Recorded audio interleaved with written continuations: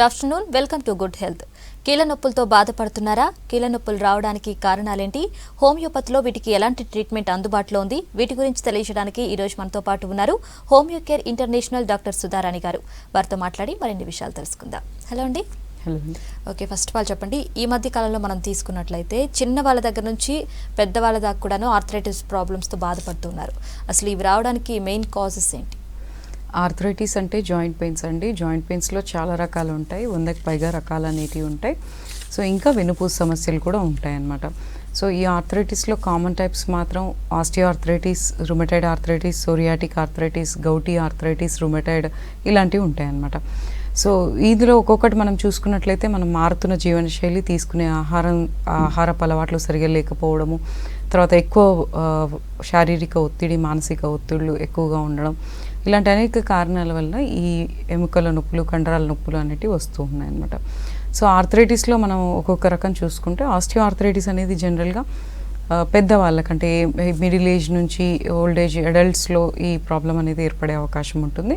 So ఇది సహజంగా వయసు పెరుగుతున్న కొద్దీ ఎముకలలో గట్టితనం అనేది తగ్గిపోవడము, ఎముకల చుట్టూ ఉండే కార్టిలేజ్ అనే పొర పల్చగా అయిపోవడము, రఫ్గా అయిపోవడము, ఎముకల మధ్య నుండే సైనోవియల్ ఫ్లూయిడ్ అనే జిగురు పదార్థం తగ్గిపోవడము, ఇలాంటి వాటి వలన సో ఎముక అనేది మూమెంట్ ఫ్లెక్సిబిలిటీ అనేది తగ్గిపోతుంది, మూమెంట్ రిస్ట్రిక్షన్ అయిపోతుంది. రాను ఆ జాయింట్ మీద స్ట్రెస్ పెడితే అవి వంకర్లు పోయే అవకాశం కూడా ఉంటాయి. దీన్ని ఆస్టియో ఆర్థరైటిస్ అంటారు. ఇవి ఎక్కువ పెద్ద జాయింట్స్కి ఎఫెక్ట్ అవుతూ ఉంటాయి. ఇంకా రుమటైడ్ ఆర్థరైటిస్ అనేది చూసుకున్నట్లయితే ఇది కీళ్ళ వాతం అని చెప్పుకోవచ్చు, ఆటోఇమ్యూన్ డిజార్డర్. ఇది ఏ ఏజ్ గ్రూప్ వాళ్ళకైనా రావచ్చు అనమాట. సో మిడిల్ ఏజ్ కానీ చిన్న వయసు నుంచి కూడా ఇది రావచ్చు. సో కీళ్ళ వాతం అంటే ఏంటంటే ఇది రక్తం లోపల కొన్ని చెడు పదార్థాలు అనేటివి ఎక్కువైపోయి సో కొన్ని జెనెటికల్ ఫ్యాక్టర్స్ వలన ఈ రుమటైడ్ ఫ్యాక్టర్ కానీ, సి రియాక్టివ్ ప్రోటీన్ కానీ, ఇంకా కొన్ని ఉంటాయన్నమాట, ఈఎస్ఆర్ అని. సో ఇవన్నీ కూడా కొంచెం రేజ్ అయిపోవడం వలన సో ఆ చెడు పదార్థాలు అనేటివి జాయింట్స్ చుట్టూ డ్యామేజ్ చేయడం వలన ఈ చిన్న కీళ్ళకి ఎక్కువ ఎఫెక్ట్ అవుతుంది. దీని ముఖ్యమైన లక్షణాలు ఎలా ఉంటాయంటే కీళ్ళ వాతంలో ఎర్లీ మార్నింగ్ స్టిఫ్నెస్ అనేది ఉంటుంది. పొద్దున్న లేచిన తర్వాత ఒక 1-2 అవర్స్ అసలు చేతుల దగ్గరికి రావు, చేతి వేళ్ళు కానీ కాళ్ళ వేళ్ళు కానీ చాలా ఉబ్బిపోయి మూమెంట్ అనేది టైట్ అయిపోవడం లాంటివి జరుగుతూ ఉంటాయి. సో ఇంకా గౌటీ ఆర్థరైటిస్ అనేది ఉంటుంది. ఈ గౌటీ ఆర్థరైటిస్ ఏంటంటే రక్తం లోపల సీరం యూరిక్ యాసిడ్ లెవెల్స్ అనేటివి చాలా విపరీతంగా ఎక్కువైపోవడం వలన వాటి జాయింట్స్ చుట్టూ ఆ సీరం యూరిక్ యాసిడ్ అనే లెవెల్స్ ఎక్కువైపోయి అవి వాటి క్రిస్టల్స్ లాగా మారి జాయింట్స్ చుట్టూ చేరి ఆ పొరలు అనేటివి డ్యామేజ్ అవుతూ ఉంటాయి. ఇది ఎక్కువ ఈ గౌటీ ఆర్థరైటిస్ అనేది ఏంటంటే కాలి బొట్టన వేలు నుంచి స్టార్ట్ అయ్యి మిగిలిన జాయింట్స్ కూడా అది స్ప్రెడ్ అవుతూ ఉంటుంది. సో ఇలా ఇప్పుడు నేను చెప్పిన అనేక రకాల ఆర్థరైటిస్కి సంబంధించిన కీళ్ళు కండరాల నొప్పులు, కీళ్ళ వాతాలు, కీళ్ళ అరుగుదల, వీటన్నిటికీ కూడా సో ఒకసారి స్టార్ట్ అయినాయి అంటే ఆ ప్రాబ్లమ్స్ మొండి వ్యాధులు అనమాట. మందులు వాడినప్పుడు తగ్గుతూ ఉంటాయి, మళ్ళీ కొద్దిగా ఫిజికల్ స్ట్రెస్ ఎక్కువైందంటే ఈ నొప్పులు అనేటివి మళ్ళీ రిపీట్ అవుతూ ఉంటాయి. కొంతమందికి లైఫ్ లాంగ్ కూడా ఉండిపోతాయి. సో ఏంటంటే చాలామంది ఈ నొప్పులు తట్టుకోలేక ఇమ్మీడియట్ రిలీఫ్ కోసం చాలా పెయిన్ కిల్లర్స్ వాడడం, లేదంటే లైఫ్ లాంగ్ పెయిన్ కిల్లర్స్ వాడడం లాంటివి చేస్తూ ఉంటారు. సో దీనికి హోమియో ట్రీట్మెంట్స్ యూజ్ చేస్తే లైఫ్ లాంగ్ వాడాల్సిన అవసరం లేకుండా క్యూర్ అవుతుంది. ఓకే, ఇప్పుడు మీరు 3 టైప్స్ చెప్పారు. అదేవిధంగా ఇన్ఫెక్టివ్ ఆర్థరైటిస్ అని కూడా ఒక ప్రాబ్లం ఉంటుంది అని చాలామంది చెప్తూ ఉంటారు. అసలు ఇది ఎవరికి ఎక్కువగా వచ్చే ఛాన్స్ ఉందంటారు? సో ఆర్థరైటిస్లో ఇప్పుడు నేను చెప్పిన osteo arthritis, rheumatoid arthritis, gouty arthritis ఇవన్నీ కూడా కామన్గా మనం చూస్తూ ఉంటాం మన చుట్టుపక్కలలో. ఇంకా ఆర్థరైటిస్లో చాలా రకాలు ఉంటాయి. అంటే పోస్ట్ ఆపరేటివ్ ఆర్థరైటిస్ అని, ఇన్ఫెక్టివ్ ఆర్థరైటిస్ అని. సో ఈ ఇన్ఫెక్టివ్ ఆర్థరైటిస్ అనేది ఎలా ఉంటుందని అంటే బాడీలో ఏ భాగానికైనా కొద్దిగా వైరల్ ఫీవర్ లాగా రావడము, లేదంటే చికెన్ గున్యా లాంటివి రావడము, లేదంటే ఏదైనా జ్వరాలు, జబ్బులు అనేటివి రావడం, ఏదైనా సివియర్ ఇన్ఫెక్షన్స్ అనేటివి బ్లడ్లో ఏర్పడినట్లయితే ఆ టైంకి మనం మందులు వాడడం వల్ల ఫీవర్ అయితే తగ్గుతుంది, లేదంటే కొన్ని లక్షణాలు తగ్గుతాయి కానీ పెయిన్స్ అనేటివి ఇక సంవత్సరాలు కంటిన్యూ అయిపోతూ ఉంటాయి. సో విపరీతమైన జాయింట్ పెయిన్స్ అనేటివి ఉంటాయన్నమాట. ఈ ఇన్ఫెక్టివ్ ఆర్థరైటిస్ అంటాం. సో ఈ వీటికి ఏంటంటే చాలా మంచి మెడిసిన్స్ ఉన్నాయి. హోమియోపతి ట్రీట్మెంట్లో చాలా రకాల మందులు ఉన్నాయి, 1000 మందులు ఉన్నాయి. సో ఇందులో ఏంటంటే అలా వాటి లక్షణాలను బట్టి మానసిక లక్షణాలు, వ్యాధి లక్షణాలు, కాన్స్టిట్యూషనల్ థెరపీ అనేది ఇస్తామన్నమాట. అంటే ఆ ఒక్కొక్క లక్షణానికి ఒక్కొక్కటి బట్టి అలా మీకు ఎన్నో లక్షణాలు ఉంటాయి, ఇన్ని మందులు కాకుండా సో మీకు అన్ని లక్షణాలకి సెట్ అయ్యే విధంగా ఒకటే మందు అనేది ఇస్తాము. అది కొద్దిగా లాంగ్ టర్మ్గా యూజ్ చేస్తే ఇన్ఫెక్షన్స్ ఉన్నా కూడా క్లియర్ అవుతాయి, బ్లడ్లో ఏదైనా చెడు పదార్థాలు ఉంటే కూడా క్లియర్ అయిపోతాయి, రిపోర్ట్స్లో నార్మల్ వస్తుంది, జాయింట్ పెయిన్స్ అనేటివి తగ్గుతాయి. అయితే ఈ జాయింట్ పెయిన్స్ అనేటివి ఎంత తీవ్రత చూస్తున్నాము ఈ మధ్యకాలంలో, అలాగే వెన్నుపూస సమస్యలు కూడా ఈ మధ్యకాలంలో ఎక్కువైపోయినాయి అనమాట. సర్వైకల్ స్పాండైలోసిస్, లుంబార్ స్పాండైలోసిస్, తర్వాత spondylitis, disc bulge, disc protrusion, disc herniation, slip disc ఇలాంటివి ఉంటాయి అన్నమాట. సో ఈ వెన్నుపూస సమస్యలకు కూడా హోమియోపతి ట్రీట్మెంట్లో ఈ కీలు కండరాల నొప్పులు, నరాల వీక్నెస్లు, తర్వాత స్పాండిలోసిస్, డిస్క్ ప్రాబ్లమ్స్కి కూడా చాలా చక్కగా ట్రీట్మెంట్ ఉంది. సర్జరీస్ లేకుండా ఓన్లీ మందులతోనే ఈ ప్రాబ్లమ్స్ అన్నీ కూడా క్యూర్ చేసుకోవచ్చు. ఓకే, కాల్ తీసుకుందాం. హలో హలో, వెంకటేష్ గారు, చెప్పండి మీ ప్రాబ్లం ఏంటో. నొప్పులు, మొగాల నొప్పులు ఉంది మేడం. చాలా కూర్చోవసలేదు, లేవసలేదు. ఎంతకాలం నుంచి సార్? మొగాల నొప్పులు ఎన్ని రోజుల నుంచి అండి? అవుతుంది 1 year to 1.5 year అవుతుంది. ఎక్స్రేలు ఏమైనా చేయించిండ్రా మరి? ఏం టెస్ట్ చేపియలే మేడం. సరే సరే, ఏజ్ ఎంత మీది, వయసు? Hello madam. వెంకటేష్ గారు, మీ టీవీ వాళ్ళు మ్యూట్ లో పెట్టుకొని ఫోన్ లో మాట్లాడండి. మేడం, ఏజ్ ఎంత అండి? Age 54 years. సరే సార్, చెప్తాను సార్. దీనికి ట్రీట్మెంట్ ఉంది, మందులు వాడుకుంటే ఈ నొప్పులు అనేటివి తగ్గుతాయి. మోకాల నొప్పులు అనేటివి వినండి సార్ చెప్తున్నా. సో ఈ మోకాల నొప్పులు అనేటివి ఒకసారి స్టార్ట్ అయినాయి అని అంటే ఈ 50 ఏళ్ళు దాటిన వయసు దాటిన వాళ్ళలో ఈ మోకాల నొప్పులు ఒకసారి స్టార్ట్ అయితే ఇంకా అవి జీవితాంతం తగ్గుతూ పెరుగుతూ ఉంటాయి అనమాట. మనం రెస్ట్ తీసుకుంటే కొంచెం తగ్గినట్టు ఉంటాయి. మళ్ళీ ఎక్కువసేపు నిలబడ్డా, నడిచినా, మెట్లెక్కి దిగినా, కింద కూర్చున్నా, కాళ్ళు మడతపెట్టి కూర్చున్నా కూడా ఈ ప్రాబ్లం అనేది ఎక్కువ అవుతూ ఉంటుంది. అయితే దీనికి ఏంటంటే లోపల రిపోర్ట్లు ఏం చేయించలేదు కాబట్టి తెలియదు, కానీ రిపోర్ట్లు చేయిస్తూ దాంట్లో అరుగుదలకు సంబంధించిన మార్పులు ఏమైనా ఉండవచ్చు. అయితే దీన్ని లేట్ చేస్తూ ఉన్న కొద్దీ నొప్పులు అనేటివి పెరుగుతాయి, ఎముకలు అనేటివి పూర్తిగా అరిగిపోతే కష్టమవుతుంది. సో కాబట్టి మీకు వీలుంటే మన నియరెస్ట్ బ్రాంచ్ ఎక్కడైనా ఫస్ట్ ఫ్రీ కన్సల్టేషనే ఉంటుంది కాబట్టి వెళ్ళి కన్సల్ట్ అవ్వండి. ఎగ్జామినేషన్ చేసి అవసరమైతే ఏమైనా రిపోర్ట్లు కూడా చేయించి మందులు అనేటివి కొద్ది నెలల పాటు రెగ్యులర్గా వాడితే ఈ ప్రాబ్లం లైఫ్ లాంగ్ కంటిన్యూ కాకుండా పర్మనెంట్గా క్యూర్ అవుతుంది. మోకాల నొప్పులు ఉన్న వాళ్ళు తీసుకోవాల్సిన జాగ్రత్తలు వచ్చేసి ఎక్కువ మోకాళ్ళ మీద వంగడము, లేవడము, మెట్లకి దిగడం చేయకూడదు. కింద నేలపైన డైరెక్ట్గా కూర్చోకుండా కొంచెం హైట్స్ మీద కూర్చోవాలి. సో కొంచెం తీసుకునే ఆహారంలో పీచు పదార్థాలు, కొద్దిగా పాల ఉత్పత్తులు, తృణధాన్యాలు, సో కొంచెం కాల్షియం రిలేటెడ్వి అంటే నువ్వులలో కాల్షియం ఉంటుంది, వేరుశనగలలో కాల్షియం ఉంటుంది. ఇలాంటి కొంచెం ఇంటేక్ అనేది పెంచి మనకి ఇతర జబ్బులు ఉన్నాయా అనేది చూసుకొని వాటికి కూడా కంట్రోల్లో పెట్టుకుంటే, సో హోమియో ట్రీట్మెంట్స్ కనుక తీసుకుంటే అన్ని రకాల కీళ్ళ కండరాల నొప్పులు, డిస్క్ ప్రాబ్లమ్స్, వెన్నుపూస సమస్యలన్నీ కూడా మందులతోనే క్యూర్ అవుతుంది. ఓకే, స్పాండిలోసిస్ అంటే ఏమిటి? ఇది ఎవరిలో ఎక్కువగా వచ్చే ఛాన్స్ ఉంది? సో వెన్నుపూస సమస్యలు అండి. వెన్నుపూస సమస్యలు అంటే మెడ నుంచి కింద నడుము వరకు మనకి స్ట్రక్చర్ అనేది ఎట్లా ఉంటుందంటే చిన్న చిన్న డబ్బాలు లాంటి బోన్స్ అనేటివి ఉంటాయి చిన్నగా. ఆ బోన్స్ మధ్యలో డైరెక్ట్గా అతుకొని ఉండవు అనమాట. బోన్స్ మధ్యలో స్పాంజెస్ లాగా ఉంటాయి అనమాట, కుషన్స్ లాగా. ఆ ఆకారాలనే డిస్కులు అంటాం అనమాట. ఆ డిస్కుల వల్లనే మన మూమెంట్ ఫ్లెక్సిబిలిటీ అనేది, మనం వంగడం, లేవడం ఫ్రీగా ఎలాంటి ఇబ్బంది లేకుండా చేస్తూ ఉంటాం. అవి షాక్ అబ్జార్బర్స్ లాగా పనిచేస్తూ ఉంటాయి. అయితే వెన్నుపూసలలో అనేక కారణాల వల్ల, అంటే అది ఓవర్ వెయిట్ కావచ్చు, లేదంటే మనం చేసే జాబ్స్ అంటే ఎక్కువ కూర్చొని చేసే వర్క్, లేదంటే డెస్క్ వర్క్, సిస్టమ్ వర్క్, ఎక్కువ దూరాలు నడవడము, డ్రైవింగ్ ఫీల్డ్, ఇలా అనేక కారణాల వల్ల మనం తీసుకునే ఆహారపు అలవాట్లు సరిగా లేకపోవడం, పోషక విలువలు తగ్గిపోవడము, కాల్షియం తగ్గిపోవడము, విటమిన్ డి అనేది తగ్గిపోవడం, విటమిన్ B12 అనేది తగ్గిపోవడం, ఇలాంటి అనేక కారణాల వల్ల వెన్నుపూసలు అంటే వెన్నుపూస బ్యాక్ బోన్ అనమాట. ఈ బోన్స్ అనేటివి అరిగిపోతే దాన్ని స్పాండైలోసిస్ అంటారు. ఇంకా ఈ వెన్నుపూస యొక్క పొరలలో అంటే అరుగుదల కాకుండా వెన్నుపూస యొక్క చుట్టుపక్కల ఉండే ఆకారాలు అండ్ వెన్నుపూసల యొక్క పొరలు అనేటివి వాపుకు గురైతే, ఇంకా ఇన్ఫెక్షన్లు ఏర్పడితే దాన్ని స్పాండిలైటిస్ అంటారనమాట. సో ఇదేంటంటే ఇందులో రకాలు చూసుకుంటే cervical spondylosis, cervical spondylitis, lumbar spondylitis అనేటివి ఉంటాయి. సో ఇది వయసు పెరుగుతున్న కొద్దీ, వయసుతో సంబంధం లేకుండా కూడా మనం ఎక్కువ డ్రైవింగ్ చేయడము, సిస్టమ్ వర్క్ చేయడం, లేదంటే ఒకటే పొజిషన్లో కూర్చోవడం, నిలబడడం, స్పోర్ట్స్ ఇంజురీస్, లేదంటే యాక్సిడెంట్స్, దెబ్బలు, సో కాన్స్టెంట్గా స్టాగ్నెంట్ పోస్చర్స్లో ఉండే వాళ్ళకి ఇలాంటి ఎఫెక్ట్ వల్ల ఏంటంటే ఒత్తిడి అనేది మెడ భాగంలో కానీ నడుము భాగంలో కానీ ఎక్కువ పడినట్లయితే ఆ బోన్స్ అనేటివి కొంచెం అరిగిపోవడము, లేదంటే అక్కడ ఆ ఒత్తిడి అనేది ఎక్కువైపోయినప్పుడు బోన్స్ అరగడం వల్ల మళ్ళీ మధ్యలో ఉన్న డిస్క్లలో ఒత్తిడి ఎక్కువైపోయి ఆ డిస్క్లు అనేటివి బయటికి ఉబ్బడము లాంటివి జరుగుతూ ఉంటాయి. దానివల్ల నర్వ్ రూట్ కంప్రెషన్ అంటే ఆ నరాల మీద ఒత్తిడి అనేది ఏర్పడుతూ ఉంటుంది. ఇది ఈ మధ్యన చాలా మందికి ఎఫెక్ట్ అవుతుంది. అంటే రెగ్యులర్గా లేకపోయినా అప్పుడప్పుడైనా ఈ సిమ్టమ్స్ అనేటివి కనిపిస్తాయి. సర్వైకల్ స్పాండిలోసిస్లో సిమ్టమ్స్ వచ్చేసి మెడ నొప్పి, మూమెంట్ రిస్ట్రిక్షన్, కళ్ళు తిరగడం, కూర్చొని లేసినప్పుడు కళ్ళు తిరగడం, కొన్నిసార్లు ఏంటంటే మెడ భాగం నుంచి ఛాతీ, భుజాలు, జబ్బలు, గొంతు, నాలుక, తర్వాత వేళ్ళ వరకు కూడా ఒక తిమ్మిరిలాగా, మంటల్లాగా, పొడుపుల్లాగా, పట్టేసినట్టుగా, శ్వాస తీసుకోరా అన్నట్టుగా, చెస్ట్ పెయిన్ లాగా ఇలాంటివి కూడా వస్తూ ఉంటాయి. సో వీటన్నిటికీ కూడా డైరెక్ట్గా చాలామంది ఏంటంటే పెయిన్ కిల్లర్స్తోనో లేదంటే ఇంకా సర్జరీస్కి వెళ్ళిపోవడం చేస్తూ ఉంటారు. సో వితౌట్ సర్జరీ దీనికి చాలా మంచి ట్రీట్మెంట్ ఉంది. ఎంతోమంది పేషెంట్స్ సర్జరీ అనుకోని కూడా సర్జరీ అనేది లేకుండా ఓన్లీ హోమియోపతి మందుల ద్వారా ఇంకా మేము చెప్పే కొన్ని సలహాల ద్వారా సర్జరీ లేకుండా మందులతోనే ఇది క్యూర్ చేసుకుంటున్నారు. చాలామందికి ఇలాంటి ప్రాబ్లమ్స్ అన్నీ కూడా క్యూర్ అయ్యాయి. ఓకే, కాల్ తీసుకుందాం. Hello hello hello madam. Padma గారు చెప్పండి మీ ప్రాబ్లం ఏంటో. హలో చెప్పండి అమ్మా పద్మ గారు.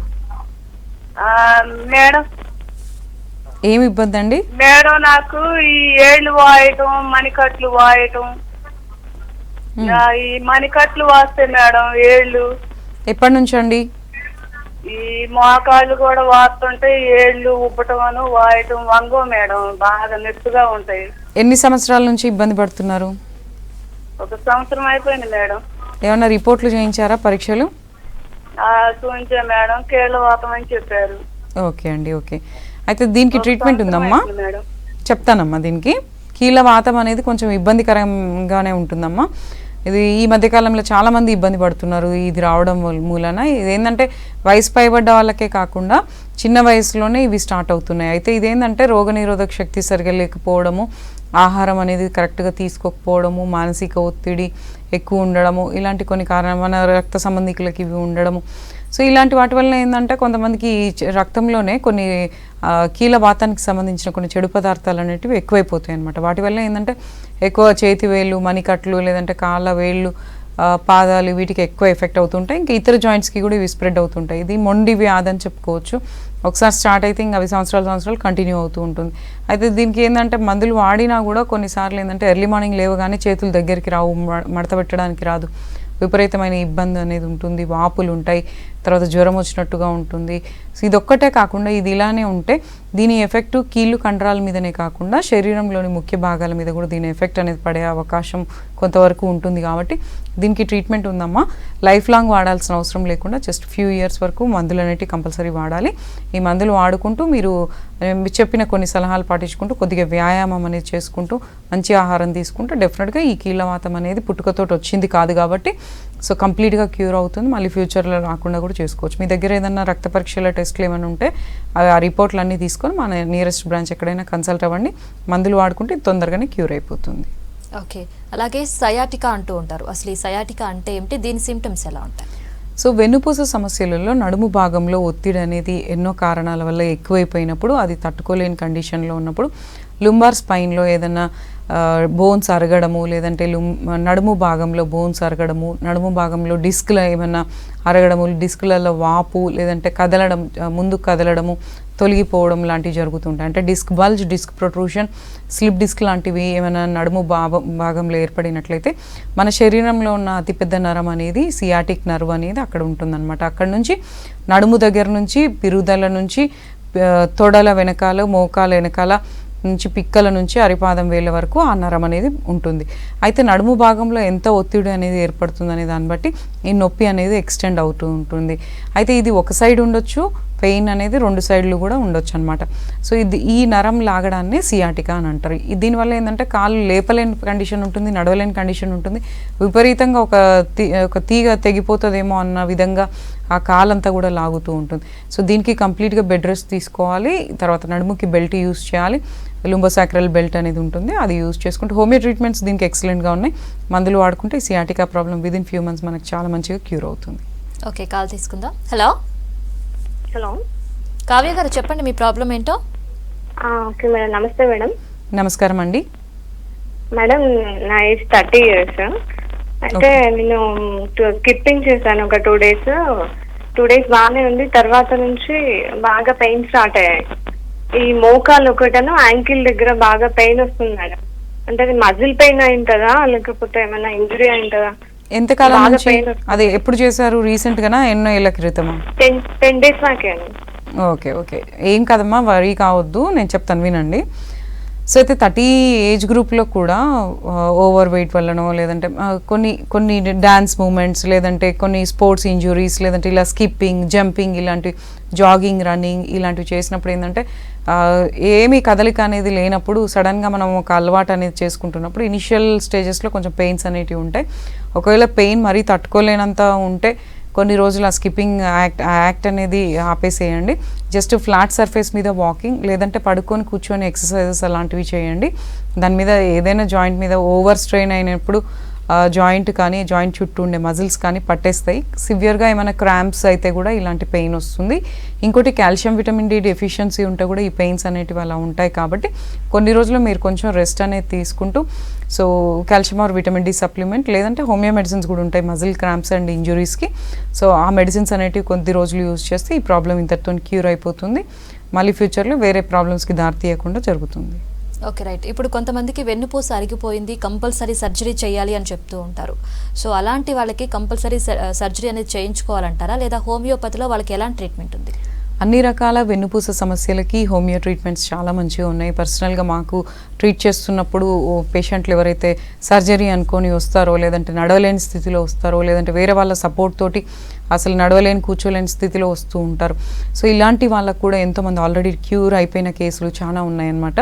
సో డిస్క్ ప్రాబ్లమ్స్, లేదంటే వెన్నుపూస సమస్యలు, నరాల ఒత్తిడి, నరాల వీక్నెస్, వంగలేకపోవడం, నడవలేకపోవడం ఇలాంటి కేసెస్ ఏమైనా ఉన్నట్లయితే మీరు డైరెక్ట్గా సర్జరీస్కి వెళ్ళకండి. ఎందుకంటే దీనికి మందులతోనే క్యూర్ అయ్యే అవకాశం చాలా మటుకు ఉంటుంది. సో ఏంటంటే మన సర్జరీస్కి ఎప్పుడు వెళ్ళాలి అని అంటే అసలు కండిషన్ చాలా వర్స్ట్ అయిపోయి లేవలేని పరిస్థితి, బెడ్ రిడన్ అయిపోతున్నాం అంటేనే అలాంటి ఆప్షన్ తీసుకోవాలి. సో ఎందుకంటే already disc bulge, disc protrusion, తర్వాత nerve root compression, radiating pain, radiculopathy, so ఇలాంటి వాటి అన్నిటికీ కూడా హోమియోలో ఆల్రెడీ చాలా క్యూర్డ్ కేసెస్ ఉన్నాయన్నమాట. మందులు వాడుతూ ఉంటే ప్రతి నెల మనకి పెయిన్ యొక్క తీవ్రత, ఇంటెన్సిటీ అండ్ సివియారిటీ అనేది తగ్గుతుంది. వెన్నుపూసలు అనేటివి మనం కొంచెం కంప్లీట్గా బెడ్ రెస్ట్ తీసుకొని మందులు వాడుకుంటూ ఉంటే అవి సెట్ అయిపోతాయి అన్నమాట. కదిలినవి కూడా జరిగినవి కూడా సెట్ అయిపోతూ ఉంటాయి. హోమియోపతి మెడిసిన్స్ ద్వారా మీకు ఏంటంటే నరాల ఒత్తిడి అనేది తగ్గుతుంది. సో ఇంకా కండరాల పటుత్వం అనేది పెరుగుతుంది. దీనివల్ల మనకి పెయిన్ రిస్ట్రిక్షన్, మెయిన్ మనకి ఏంటంటే పెయిన్ నుంచి కొంచెం రిలీఫ్ వస్తుంది.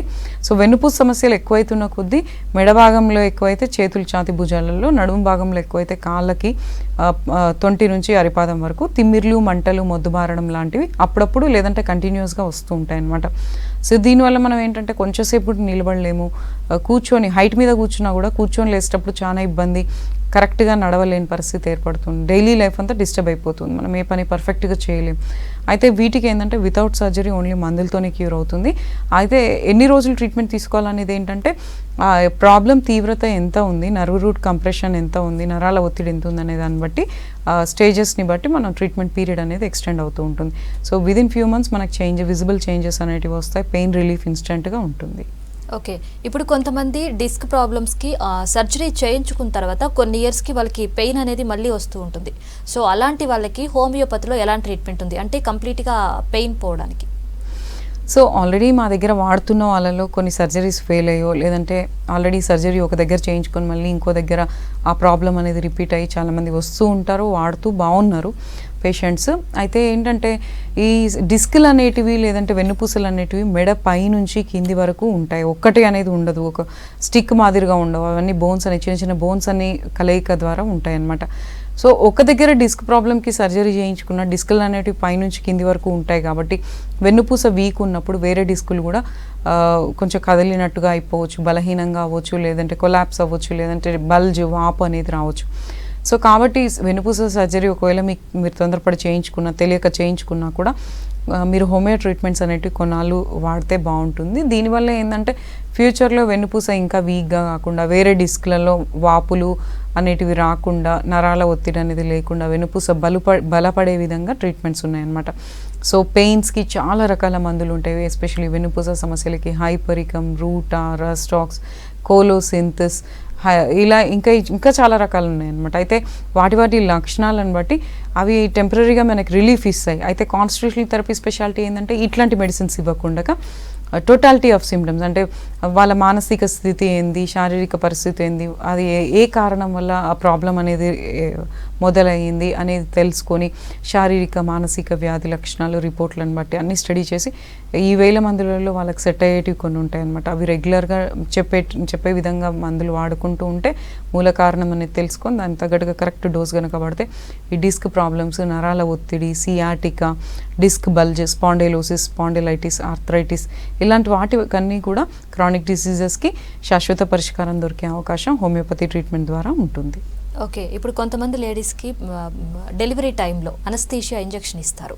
సో డెలివరీ అయిపోయిన తర్వాత ఆ పెయిన్ అనేది ఆ ఇంజెక్షన్ ఇచ్చిన దగ్గర చాలా పెయిన్తో బాధపడుతూ ఉంటారు వాళ్ళు. సో అలాంటి వాళ్ళకి ఆ పెయిన్ రాకుండా ట్రీట్మెంట్ ఉందా హోమియోపతిలో?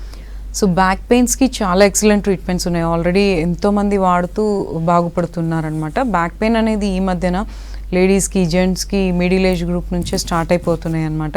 ఇది ఎస్పెషల్లీ స్త్రీలలో ఏంటంటే ప్రతి ఒక్క స్త్రీకి ఏదో ఒక టైంలో బ్యాక్ పెయిన్ అనేది ఏర్పడుతుంది. మేబీ అది వర్క్ స్ట్రెస్ వల్ల కావచ్చు, శారీరక ఒత్తిడి వల్ల కావచ్చు, ఓవర్ వెయిట్ వల్ల కావచ్చు, తీసుకునే పర్సనల్ కేర్ లేకపోవడం వల్ల కావచ్చు, తీసుకునే ఆహారపు అలవాట్లు టైంకి తినకపోవడం వల్ల, పోషక విలువలు తగ్గిపోవడం వల్ల, ఎక్కువ పని ఒత్తిడి వలన కూడా, ఇంకా డెలివరీల తర్వాత ఎస్పెషల్లీ సిజేరియన్స్ తర్వాత ఇంజెక్షన్స్ ఇచ్చిన చోట చాలామంది ఇలా పెయిన్ అని చెప్తూ ఉంటారు. కొన్నిసార్లు ఏంటంటే కొద్దిగా ఎక్కువసేపు పని చేసినామంటే కూర్చొని లేవడానికి, ఆ సెట్ అవ్వడానికే టైం పడుతుంది అని చాలామంది చెప్తూ ఉంటారు. అయితే ఇవి క్యూర్ అవుతాయండి, పర్మనెంట్గా క్యూర్ అవుతాయి బ్యాక్ పెయిన్స్ అనేటివి. సో అది ఎస్పెషల్లీ సర్జరీస్ తర్వాత, లేదంటే లేడీస్లో, లేదంటే ఇంకేదైనా అదర్ రీజన్స్ వల్ల కూడా బ్యాక్ పెయిన్కి ఇవి ఒకటే రీజన్ కాదు. డిస్క్ ప్రాబ్లం, వెన్నుపూస సమస్యలు ఒకటే కాకుండా బ్యాక్ పెయిన్ అంటే కిడ్నీ స్టోన్స్ వల్ల రావచ్చు, యూరినరీ ఇన్ఫెక్షన్స్ వల్ల కావచ్చు, వైట్ డిశ్చార్జ్ వల్ల కావచ్చు, లేదంటే ఫైబ్రాయిడ్స్, స్త్రీలలో ఫైబ్రాయిడ్స్, గర్భసంచిలో గడ్డలు, లేదంటే కొంతమందిలో పైల్స్ వలన, సో కాన్స్టిపేషన్ వలన, ఇలా గ్యాస్ ట్రబుల్ వలన కూడా బ్యాక్ పెయిన్స్ అనేటివి వస్తూ ఉంటాయి. కాబట్టి సో కారణం ఏంటి అనేది, మూల కారణం మనం కరెక్ట్గా దాన్ని తెలుసుకొని దాని ప్రకారంగా మందులు వాడుకుంటే అన్ని రకాల బ్యాక్ పెయిన్స్, సియాటికా అనేది కంప్లీట్గా క్యూర్ అవుతాయి. ఓకే, కాల్ తీసుకుందాం. హలో హలో ఆనంద్ గారు, చెప్పండి మీ ప్రాబ్లం ఏంటో. మేడం, అది నాకు L4 ఇబ్బంది ఉంది మేడం. ఓకే సార్, ఎంతకాలం నుంచి? కూర్చొని ఎక్కువసేపు చేసినప్పుడు నొప్పి ఉంటుంది మేడం. ఓకే సార్, ఓన్లీ నడుము నొప్పైనా సార్, ఇంకేమైనా ప్రాబ్లమ్స్ ఉన్నాయా? నడుము నొప్పి ఉంటుంది మేడం, ఒక్కోసారి కాలు జోమ్ పట్టినట్టుగా ఉంటుంది మేడం ఎప్పుడో ఒకసారి. ఓకే సార్, ఓకే, నేను చెప్తాను సార్. దీనికి ట్రీట్మెంట్ ఉంది. L4, L5, disc bulge, disc protrusion, లేదంటే నరాల ఒత్తిడి, ఇలాంటి వాటికి బ్యాక్ పెయిన్స్కి చాలా మంచి మెడిసిన్స్ ఉన్నాయన్నమాట. అంటే ఆల్రెడీ దీనికి రిజల్ట్స్ అనేటివి చాలా మందిలో చాలా చక్కటి రిజల్ట్స్ వస్తూ ఉన్నాయి. సో దీనికి బ్యాక్ పెయిన్ ఎవరికైనా ఉన్నట్లయితే తీసుకోవాల్సిన జాగ్రత్తలు వచ్చేసి, మనం పని ఒత్తిడి అనేది, శారీరక శ్రమ అనేది కొన్ని రోజుల వరకు తగ్గించుకోవాలి. ఎప్పుడు మనం కూర్చున్నా కూడా మన కూర్చునే పోస్చర్, నడిచే పోస్చర్ కరెక్ట్గా ఉండాలి. తర్వాత ఎప్పుడు కూర్చున్నా బ్యాక్ సపోర్ట్ తోటి కూర్చోవాలి, ఎక్కువ గ్యాప్ అనేది లేకుండా. లాంగ్ జర్నీస్ చేయకూడదు, ఎగుడు దిగుడుగా ఉన్న గుంటల మీద ఎక్కువ ప్రయాణాలు చేయకూడదు. రోడ్ల మీద గుంటలు ఉన్న ఏరియాస్లో కొద్దిగా చూసుకొని, స్పీడ్ బ్రేకర్లు చూసుకొని ప్రయాణం చేయాలి. తర్వాత ఎక్కువ జంపింగ్ ఎక్సర్సైజెస్ ఇలాంటివి చేయకూడదు. ఎక్కువ నడుముల మీద వంగడం, లేవడం చేయకూడదు.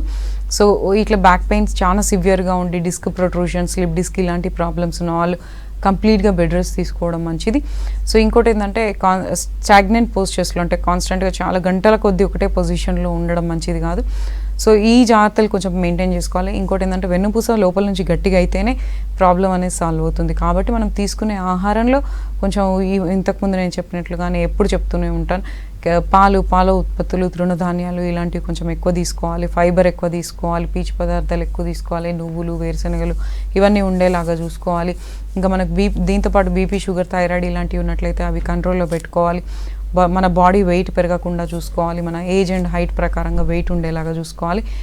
దానికి తగ్గట్టుగా బ్యాక్ పెయిన్ ఉన్న వాళ్ళు లుంబోసాక్రల్ బెల్ట్, మెడ నొప్పి ఉన్న వాళ్ళు సర్వైకల్ కాలర్ బెల్ట్ అనేది యూజ్ చేసుకుంటూ వీటన్నిటికీ హోమియో ట్రీట్మెంట్స్ అనేవి ఫస్ట్ స్టేజెస్ నుంచే వాడుకుంటే అవి సర్జరీస్ వరకు వెళ్ళకుండా, లేదంటే ఎముక యొక్క షేప్ అండ్ సైజ్, అంటే బ్యాక్ బోన్ యొక్క షేప్ అనేది షేప్ అవుట్ కాకుండా మనం పర్మనెంట్గా క్యూర్ చేసుకోవచ్చు. ఓకే, డిస్క్ ప్రాబ్లమ్స్కి, ఆర్థరైటిస్ ప్రాబ్లమ్స్కి హోమియోపతిలో మంచి ట్రీట్మెంట్ ఉంది అని మీరు చెప్తూ ఉన్నారు. Thank you so much. ఇది ఇవాళ good health. Keep watching V6 news.